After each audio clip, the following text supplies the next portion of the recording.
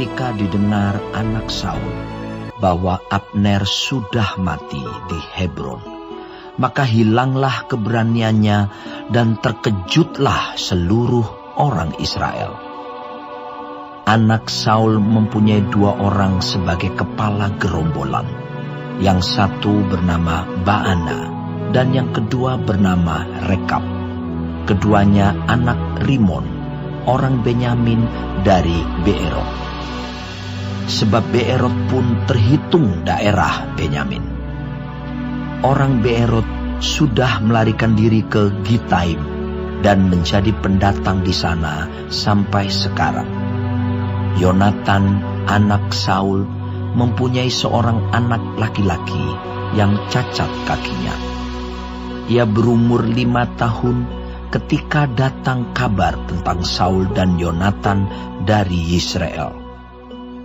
Inang pengasuhnya mengangkat dia pada waktu itu, lalu lari. Tetapi karena terburu-buru larinya, anak itu jatuh dan menjadi timpang. Ia bernama Mefiboset. Anak-anak Rimon, orang Beerot itu, yakni Rekab dan Baana, pergi, lalu sampai pada waktu hari panas terik ke rumah Isiboset ketika ia sedang berbaring siang hari. Kebetulan penjaga pintu rumah itu mengantuk dan tertidur ketika sedang membersihkan gandum. Demikianlah Rekab dan Baana menyusup ke dalam. Mereka masuk ke dalam rumah itu ketika Isiboset sedang berbaring di atas tempat tidurnya di dalam kamar tidurnya, membunuh dia lalu memenggal kepalanya. Mereka membawa kepalanya itu lalu berjalan semalam-malaman melalui jalan dari Araba Yordan. Kepala Isiboset itu dibawa mereka kepada Daud di Hebron, dan mereka berkata kepada raja, "Inilah kepala Isiboset, anak Saul musuhmu itu, yang ingin mencabut nyawamu. Tuhan pada hari ini telah membiarkan tuanku raja mengadakan pembalasan atas Saul dan atas keturunannya." Tetapi Daud menjawab Rekab dan Baana, saudaranya, anak-anak Rimon, orang Beerot itu, katanya kepada mereka, "Demi Tuhan yang hidup, yang telah membebaskan nyawaku dari segala kesesakan, ketika ada orang yang membawa kabar kepadaku demikian, Saul sudah mati, dan memandang dirinya sebagai orang yang menyampaikan kabar baik, maka aku menangkap dan membunuh dia di Siklag. Dan dengan demikian, aku memberikan kepadanya upah kabarnya. Terlebih lagi sekarang, setelah orang-orang fasik membunuh seorang yang benar di rumahnya di atas tempat tidurnya, tidakkah aku menuntut darahnya daripada kamu dan melenyapkan kamu dari muka bumi?" Sesudah itu Daud memberi perintah kepada anak buahnya untuk membunuh mereka. Tangan dan kaki mereka dipotong, kemudian mayat mereka digantung di tepi telaga di Hebron.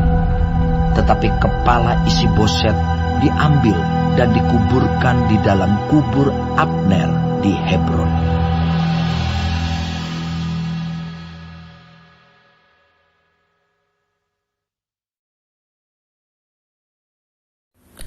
Shalom saudara-saudaraku yang kekasih, puji Tuhan hari ini kita mempelajari kitab 2 Samuel 4. Isiboset, anak Raja Saul, akhirnya dibunuh oleh pendukungnya Baana dan Rekab. Walaupun Daud tahu bahwa keputusan Tuhan bagi hidupnya, yaitu Tuhan mau menjadikannya sebagai raja seluruh Israel. Tetapi Daud selalu tidak mau melangkahi Tuhan. Ia membiarkan Tuhan bertindak mewujudkan rencananya berdasarkan cara dan waktu Tuhan. Daud tidak mau memakai cara-cara kotor atau menghalalkan segala cara.